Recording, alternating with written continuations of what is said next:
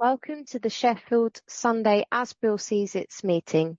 This is a main share meeting, and today it is with great pleasure and much gratitude that we welcome Andrew E. from London, who's come to share for about 40 minutes, after which we'll open up for general sharing or if you'd like to ask a question. Thank you, Andrew. It's wonderful to have you here, and the floor is yours. Thank you, Sammy and Natasha and everyone that does service on this meeting. My name's Andrew. I'm a very grateful recovered alcoholic. My sobriety date is the 26th of March, 2024, which means that tomorrow I will have been sober for 14 months. So I'm pretty new in. And when I spoke to Young earlier, and he said that today's speaker, Dolly, is unwell, and Dolly, we wish you the best. And he asked me to step in and do the share today. I immediately said yes, because I never say no when I'm asked to do service. And then as soon as I said it, I kind of wish I hadn't, because there's a part of my mind that says, oh no, why did you say that? And that's because, my problem, the root of my problems is that I'm self-centered in the extreme. And when I say that, I don't mean I think too highly of myself. I mean I think too much about myself.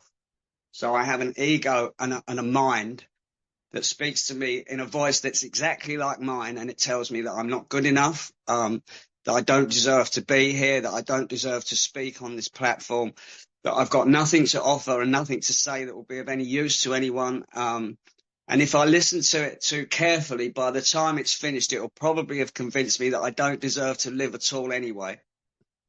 But I also have a relationship with a God that I believe puts me exactly where I'm meant to be and gives me exactly what I need in any given moment, as long as I'm willing to lean into that power, to that love.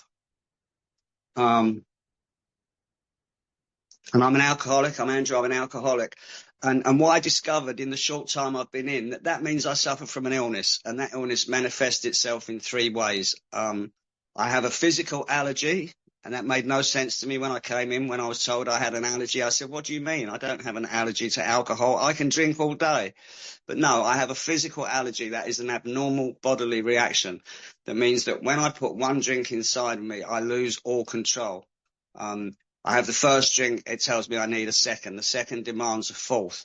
The fourth starts shouting for an eighth. By the time I'm on the eighth, it's screaming for the 16th. And I don't know where it's going to end, what I'm going to do, or where I'm going to end up. I have a mental obsession, which tells me that I don't have the allergy, that this time it will be different. Despite all the evidence to the contrary, I'll be able to pick up a drink and stop when I want to, that there won't be all the consequences that happened last time.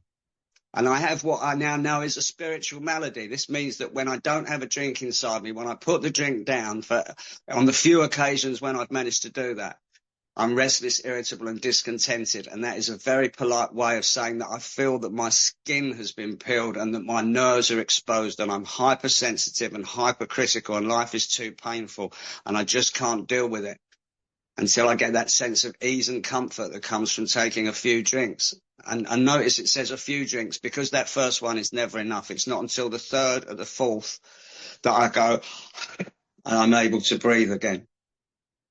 And of course, I didn't understand any of this when I came in 14 months ago. I knew when I put a drink inside me, I couldn't stop.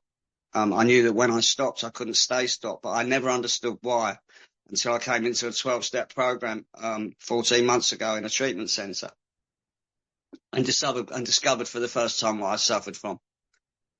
When I talk about this self-centeredness being at the root of my trouble, I've always had what some people refer to as this terminal uniqueness, that I think everything's about me, everything's being done to me. And I lost my dad and my sister had both died by the time I was 6 years old. And I used that to feel like a victim, like that my life had been blighted before it had even started. And that so wasn't true, because I was brought up in such a loving family. I had this extended family that wrapped me in nothing but love. But I just felt so isolated and so different. And I used these things. It talks about in that reading, we thought conditions drove us to drink. I thought these sorts of conditions made me who I was. And it's the same when I went to my secondary school. You know, I was quite a bright kid. I was academically quite bright, and I got a scholarship to quite a prestigious school. And I came from an average background. But the way my mind and the way I felt worked, that when I went to this school, I thought I was the only poor kid in the school. And that just wasn't true. It's just the way I felt, because I thought it was all about me. I thought I was so unique and so different. And there were lots of kids like me in that school. I just thought I was the only one. So when I discovered alcohol at about the age of 15, I remember my first drink really clearly. A friend of mine had stolen a litre of vodka from the drinks cabinet of his father, and we went into the forest and we drank the whole lot between two of us. I was violently sick. I blacked out. I woke up not knowing where I was. I had to lie to my parents about where I'd been, and I thought, wow, that was amazing. Because I loved the effect produced by alcohol. Alcohol did something for me that I couldn't do for myself. And it gave me this sort of false confidence, this personality. It enabled me to become somebody else, to put on this mask, to play this character. And I became the centre of attention at parties. I could talk to girls and everything. And I thought alcohol made me the most interesting person in the room. And it really didn't. I was really annoying. I behaved really badly. I destroyed every relationship I was in quite early. I pissed my friends off. I'm sorry for swearing. I try not to these days. And I was generally a pain in the backside. But I didn't see that. I thought it made me incredibly interesting. And I drank quite a lot when I was at school. I wasn't a daily drinker, obviously, because I was going to school, but I do remember having a hip flask of vodka before I went into exams. You know, normal kids didn't do that, you know. And when I left school, I by some miracle, I left with good qualifications, and I went to work in the news industry in Fleet Street, which is what I'd always wanted to do. You know, I always fancied myself a bit of a writer. You know, I thought I was incredibly creative. And I thought alcohol made me more creative. You know, it says in Bill's story, you know, the great concepts of men are summoned up. I'm sorry, I'm paraphrasing, you know, under the influence of alcohol. And I read books by writers that were drunk when they were writing and wrote about drinking. And I thought it was incredibly creative and adventurous. And, you know, and I went to work in the news industry in Fleet Street as a writer and a sub-editor. And it was a very heavy drinking environment.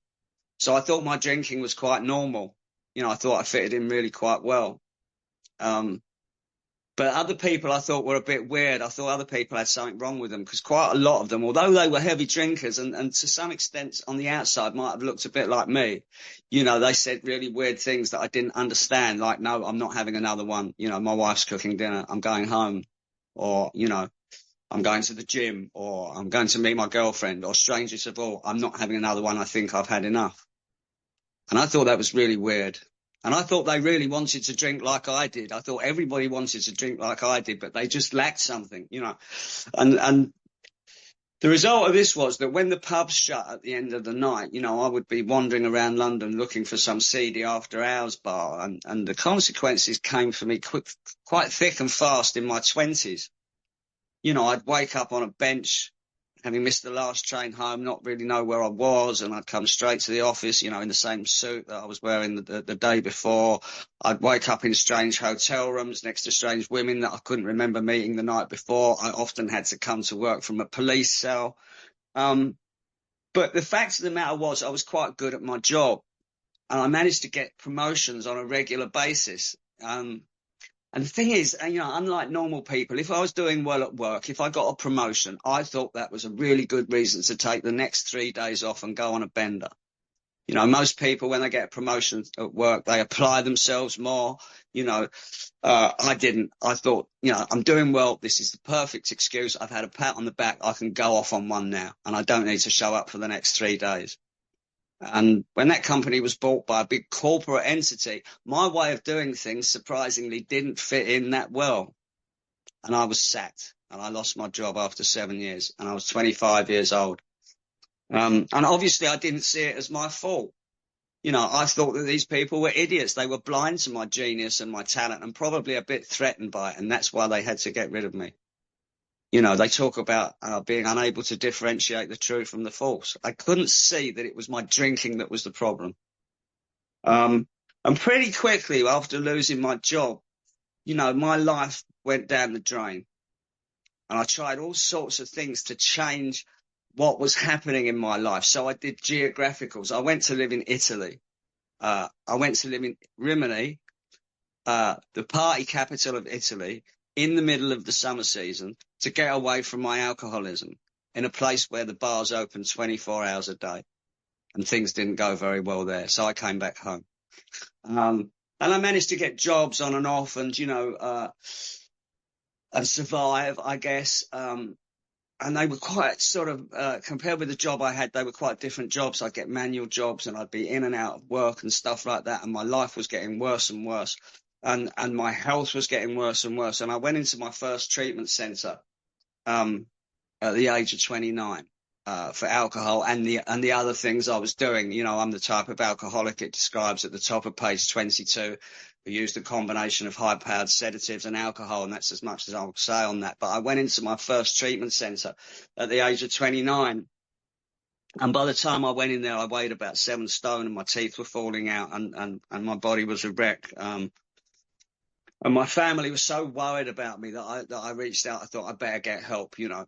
And I really wasn't doing it for myself. I was doing it to get everyone else off my back. But I went into this treatment centre, and it's what I call a therapeutic type of treatment centre. And I'm not knocking those places. I'm sure they help a lot of people, but they just didn't have the answer for a chronic alcoholic like me. And I think they gave you a big book, but nobody took you through it. Nobody explained anything about the 12 steps to you.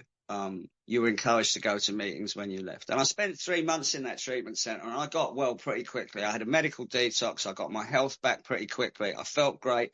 I'm very good at looking like I'm doing the do on the outside, you know, like intellectualizing this stuff. So I was made house leader for 2 of the 3 months I was there. I was the only guy with a single room, so I left with a girlfriend.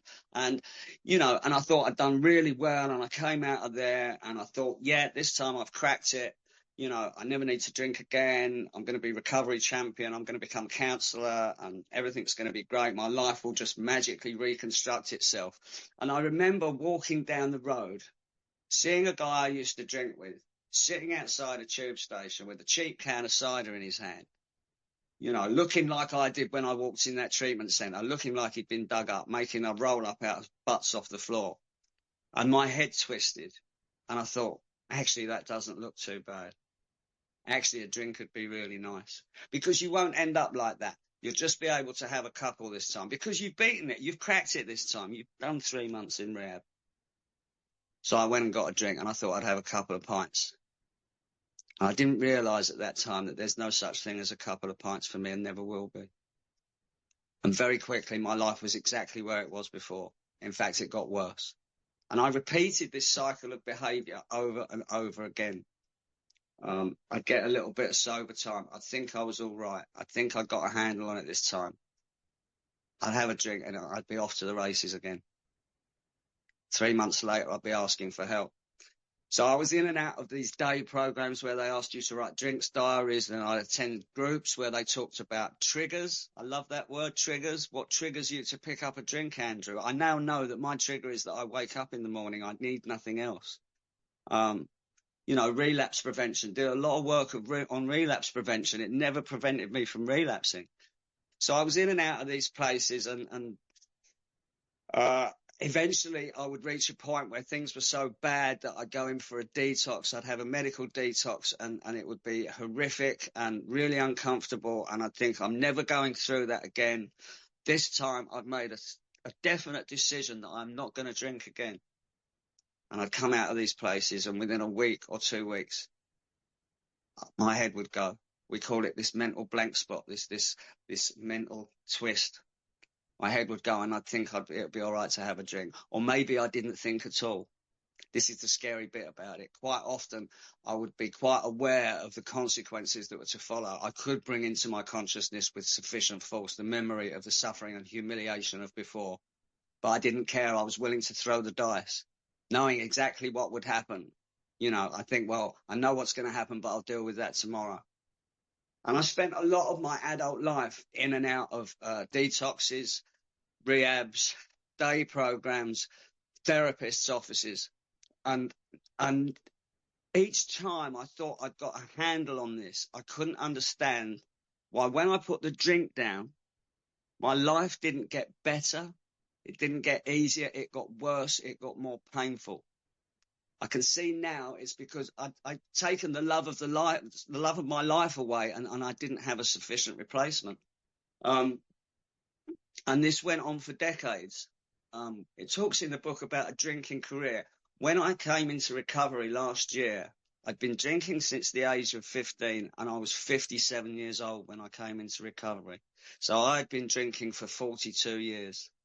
Last year, I had my first sober birthday for 42 years and my first sober Christmas for 42 years. And that kind of blows me away. And I'm in and out of these places, and the decades go on, and I'd have periods where I might get a bit of control and I'd manage to hold down a job, but it would never last that long. The wheels would always come off. And when I think about the last 2 or 3 years of my drinking, there's a paragraph of the book that I always go back to when I think about this. And it's from page 8 of Bill's story. And it says, "No words can tell of the loneliness and despair I found in that bitter morass of self-pity. Quicksand stretched around me in all directions. I had met my match. I had been overwhelmed. Alcohol was my master."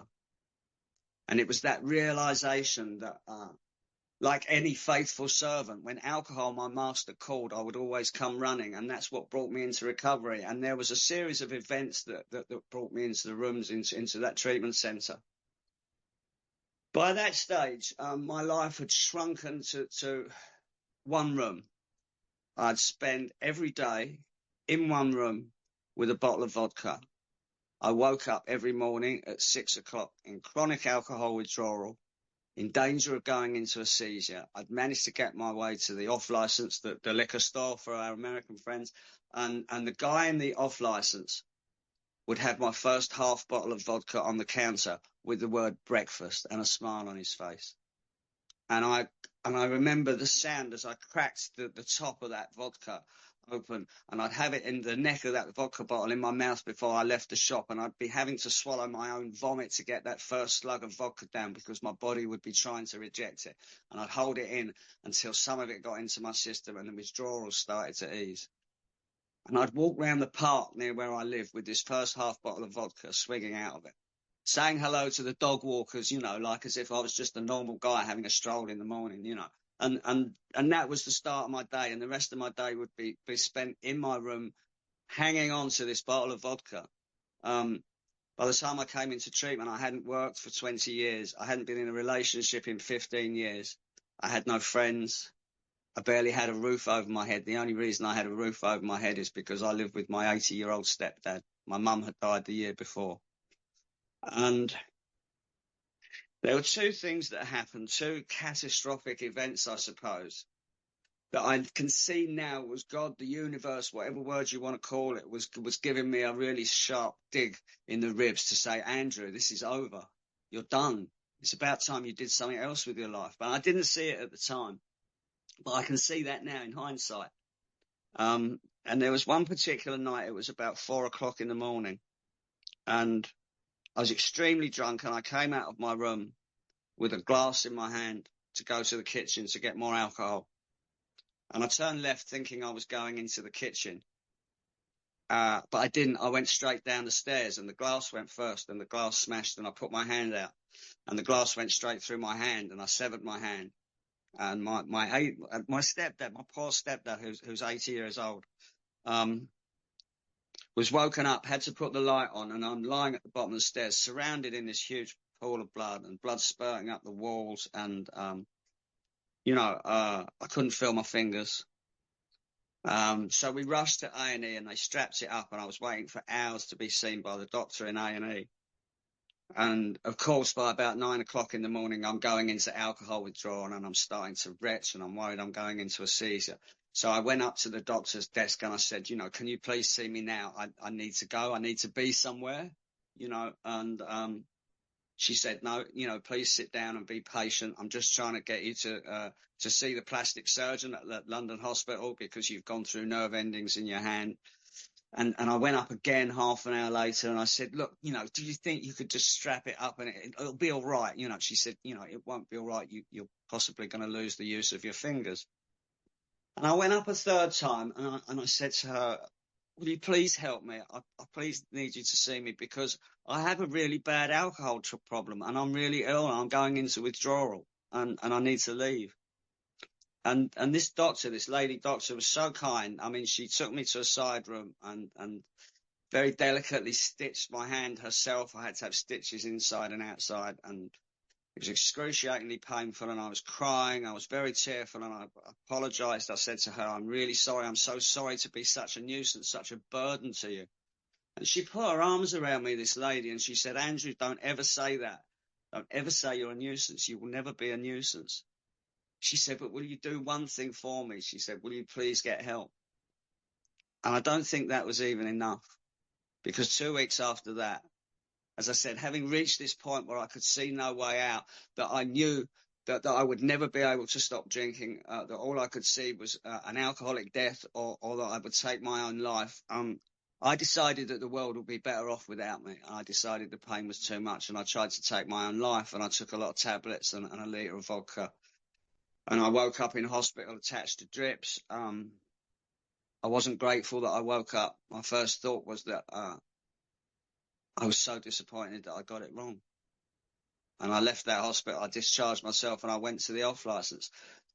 But that afternoon, when I was very drunk and very tearful and full of self-pity, I found the Alcohol Services Agency, whose books I'd been on for decades for all these, different treatments, for the funding for rehabs, for all this sort of stuff. And I phoned up and I said, I really need help because I don't want to live anymore. I want to die. I can't see a way out. And I think God put another one of these angels in my life, because I was appointed a key worker that didn't tell me to fill out a drinks diary, didn't tell me to watch for triggers or anything like that. She put up with me when I turned up for every appointment, very drunk, very tearful.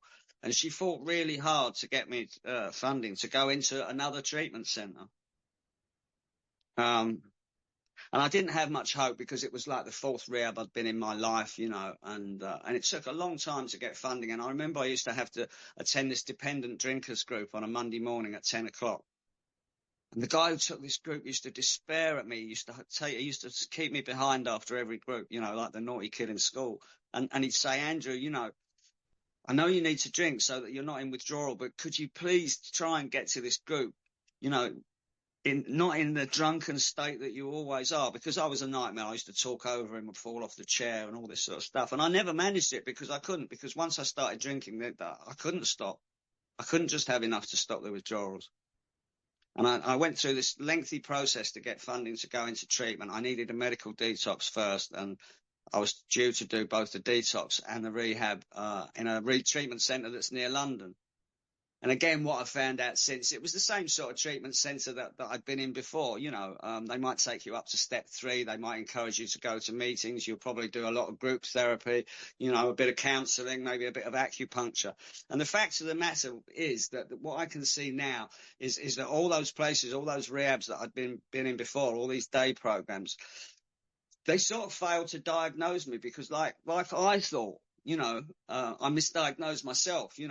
I thought that all I needed to do was to put down the drink and everything would be okay. And that's what those places were designed to do. And what I can see now is what they didn't do is connect me to the necessary power that I needed in my life. And I didn't know any of that at that time. So, I went into this detox, probably my 6th in my life. And I was due to go into a treatment centre that was attached to the detox.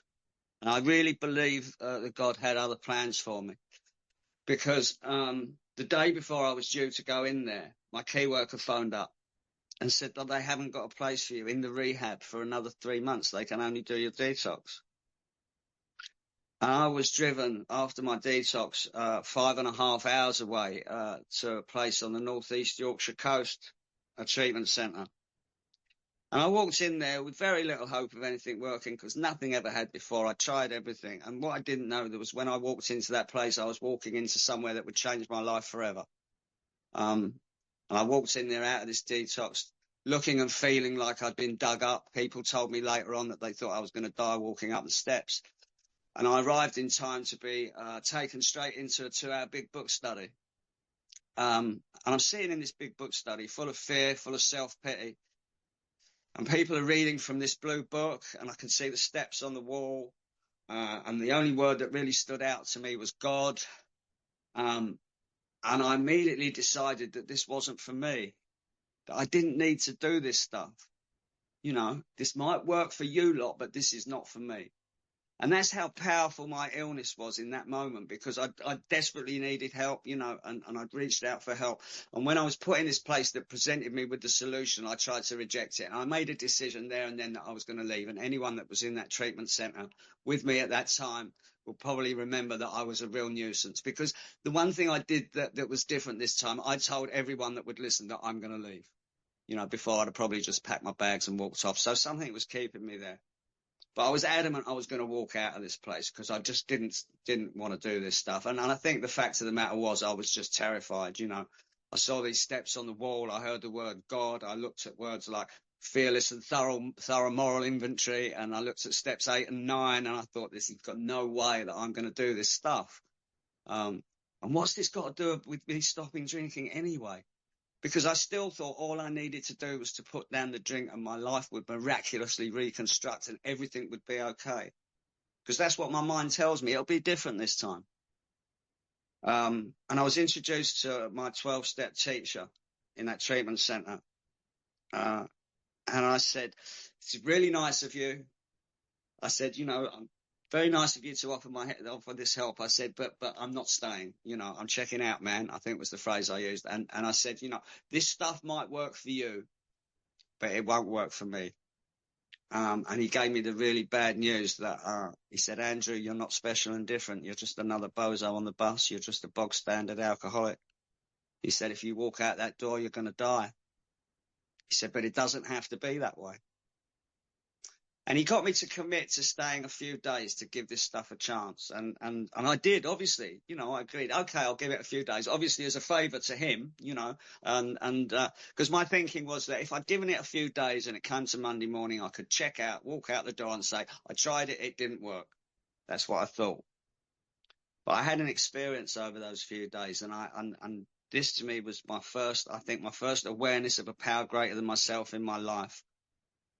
Because I was in that treatment centre during the weekend and it was the middle of the night. I was off a detox. I wasn't sleeping. And I was looking out the window of the room there over Scarborough and full of self-pity, very tearful. And I was kind of overwhelmed by this feeling that I was meant to be there. You know, that this was my chance, that I'd been put there for a reason. This was my window of opportunity. And if I didn't dive through it, I wasn't going to make it. I wasn't going to get another chance. And it was a really overwhelming feeling. And I kind of surrendered to the fact that I was there in that moment and decided to stay. And I'd like to say that I immediately launched myself into this program and became like the perfect student. I don't think that was the case, but I did change. And it talks in the reading here. And by the way, I'm so glad that Dolly picked this reading. You know, I was given the chance to pick my own reading if I wanted to, but when I read this is just absolutely perfect for me. But something began to change in me, and I saw something in the man that took me through the steps, who also took a 2-hour lectures on the steps every morning. I saw something that I couldn't explain, because I could see this guy had been the hopeless alcoholic that I was. But something had changed in this man, and I couldn't put my finger on it, because this guy was on fire. This guy was lit up, and it was very attractive. And, you know, it talks about in Appendix 2 at the back of the book, it talks about, you know, friends of the alcoholic notice the change in them before he's aware of it, or something along those lines. And very gradually, I went from what it describes in the 12 and 12 book as the skeptical and suspicious newcomer at the back of the lecture room, not really wanting to be there, to being the guy that was the first in there every morning, sitting at the front, with my big book, with my highlighters, with my pen, with my notepad, just soaking all this stuff up. And I started to devour this book and the instructions in it. And I've done that ever since. And ever since I've been in recovery, the people that I'm drawn to, the people that I see sticking around, the people that I learn from are people that talk about the big book, talk about God, talk about the steps and do service. And I started to sort of understand what I suffered from. And everything stemmed from my understanding of step one. When I looked at step one the first time, I thought, yes, powerless over alcohol. Yeah, I get that. I get that once I start drinking, I can't stop and all that sort of stuff. And I conveniently inserted the word. I failed to miss the dash, and I thought, and my life has become unmanageable. Not that my life has become unmanageable, because I thought, yeah, my life's unmanageable. I've destroyed every relationship that I've been in. I've lost every job I've been in. I've crashed every car I've had. I've ended up in criminal justice courts and police cells. But that's not what it means, is it? It's not what it means, because those consequences, all that drama, is not what makes me an alcoholic. Anyone that drank the way I did would have those consequences and that drama. What makes me an alcoholic is my relationship to alcohol, that I'm drinking to fix something inside myself. This hole in my spirit that I've tried to fix with everything else throughout the years, like with jobs, with relationships, with cars, with shiny things, and every time I got something new or something that I thought would satisfy me, the feeling would dissipate so quickly, and I'd still be left with me, this hole in my spirit.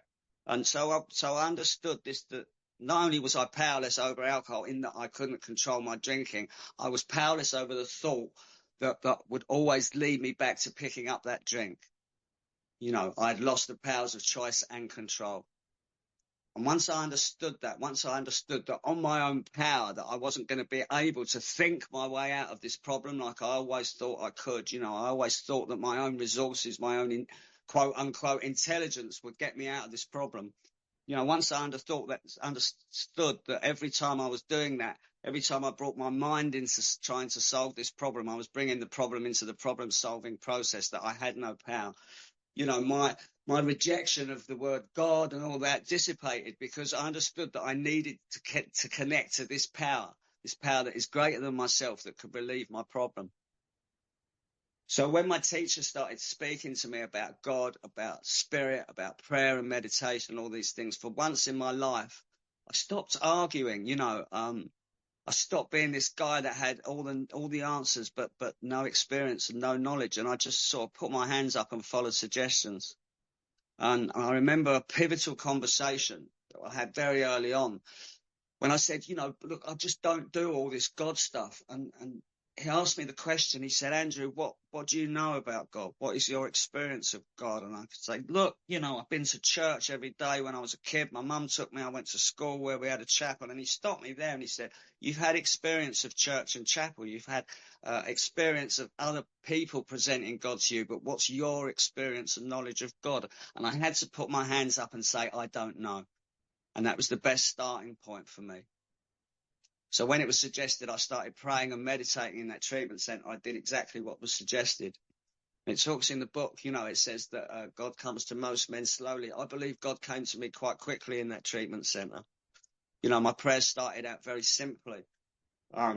With God, I'm lost. I don't know what to do. I can't stay here and I can't leave. Will you please help me? And it says in that book, that God does not make too hard terms to those that seek. And I really believe today that God was there all along, that God had put me in that place, and all I had to do was reach out and seek God, and God came to me, because I began to discover this willingness, this drive that I couldn't manufacture myself. It wasn't coming from me. I didn't have the ability to manufacture this willingness to dive into this program.